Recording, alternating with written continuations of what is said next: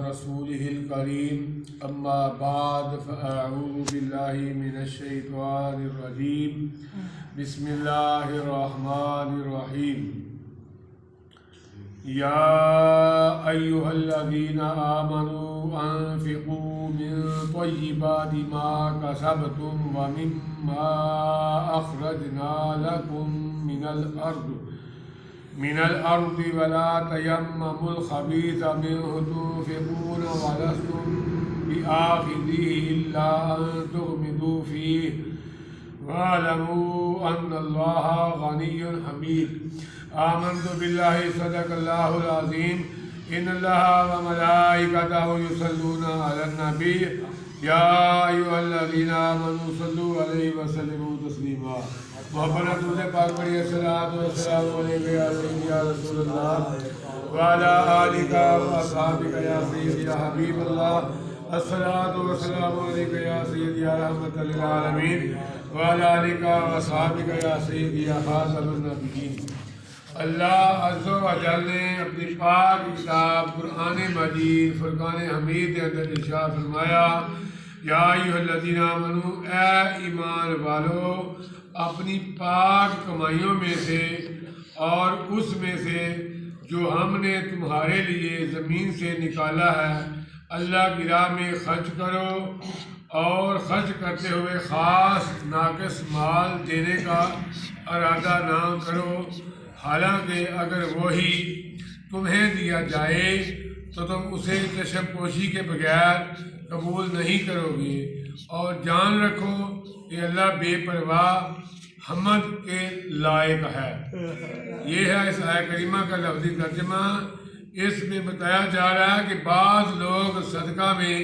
خراب مال دیا کرتے تھے، ان کے بارے میں یہ آیت نازل ہوئی اور فرمایا گیا کہ اللہ تعالیٰ کی راہ میں اپنا کمایا ہوا پاکیزہ اور صاف ستھرا مال دیا کرو، نیز زمین کی پیداوار سے بھی راہ خدا میں خرچ کیا کرو، اور اللہ تعالیٰ کی راہ میں ناقص گھٹیا اور ردی مال نہ دیا کرو۔ جب تم اللہ تعالیٰ سے اچھی جزا چاہتے ہو تو اس کی راہ میں مال بھی اعلیٰ درجے کا دیا کرو۔ پہلے تو غور کرو کہ جس طرح کا گھٹیا مال تم راہ خدا میں دیتے ہو، اگر وہی مال تمہیں دیا جائے تو کیا تم قبول کرو گے؟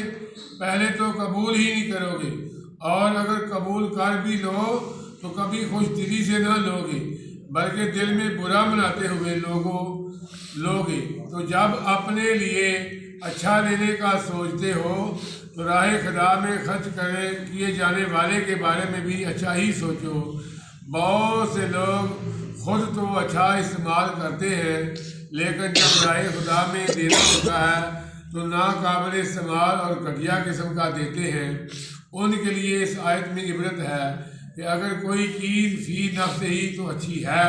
لیکن آدمی کو خود پسند نہیں تو اس کے دینے میں کوئی حرج نہیں، البتہ حرج وہاں ہے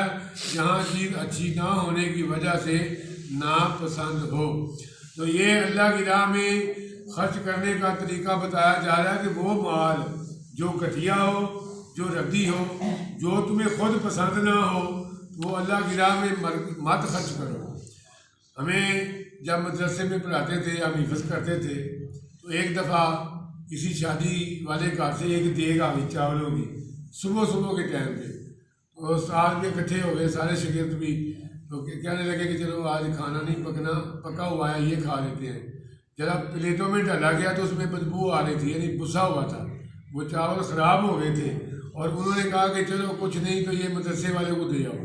یعنی جو اللہ کے دین کی تعلیم حاصل کر رہے ہیں، قرآن جیسی عظیم کتاب کی حفظ کر رہے ہیں، اپنے ماں باپ گھر بار کو چھوڑ کر اللہ کا دین سیکھنے کے لیے آئے ہوتے ہیں،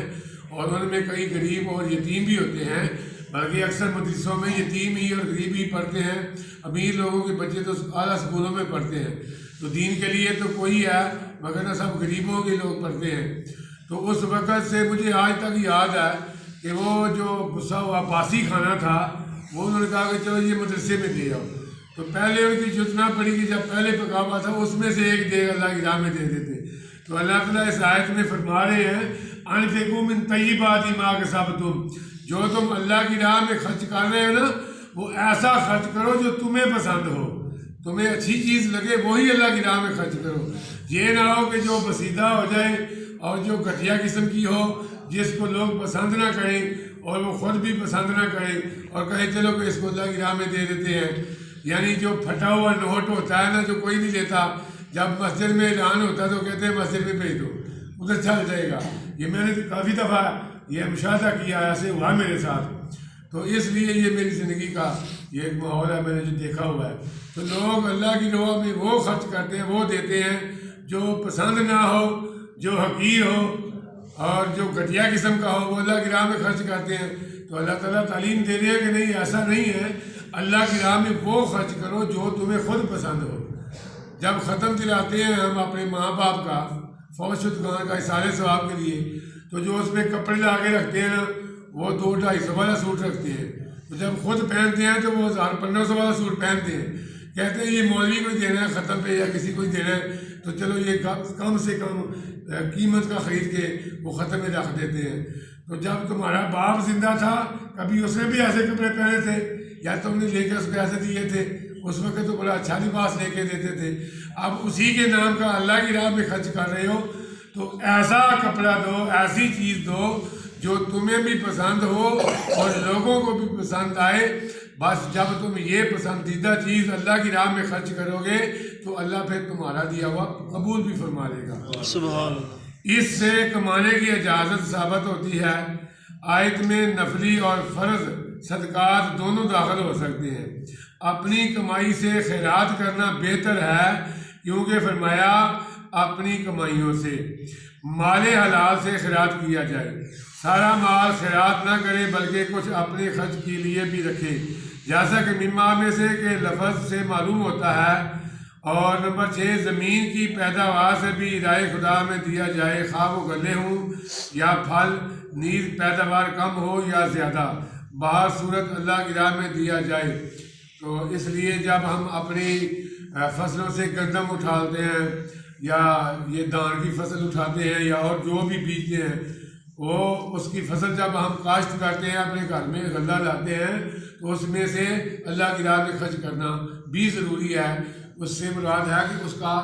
صدقہ دینا یا زکوٰۃ نکالنا جتنی بنتی ہے۔ برانی علاقے کی علیحدہ زکوٰۃ ہوتی ہے اور نہری پانی جو ہوتا ہے اس کے علاقے کی زکوٰۃ علیحدہ ہوتی ہے، ایک کی 10% ہے اور ایک کی 20% ہے۔ یعنی جو برانی علاقے میں بارش وغیرہ سے فصل اگائی جاتی ہے اس کا 10واں حصہ اللہ کی راہ میں خرچ کرنا ہے، اور جو ٹیوبل وغیرہ کے پانی سے مول خرید کے لگائی جاتی ہے اس فصل کا 20واں حصہ زکوٰۃ دینا واجب ہے، ضروری ہے۔ تو اسی طرح کوئی بھی کاروبار کرتا ہے اس میں سے جو اس کو بچت آتی ہے اس میں سے اگر زکوٰۃ بنتی ہے تو اس کو چاہیے کہ وہ زکوٰۃ اپنی سال کے بعد ضرور نکال دیا کرے تاکہ اس کا مال پاک اور صاف ہو جائے۔ اللہ تعالیٰ کی بارگاہ میں دعا ہے رب العالمین ہم سب کو اپنی پسندیدہ چیز اللہ کی راہ میں خرچ کرنے کی توفیق عطا فرمائے۔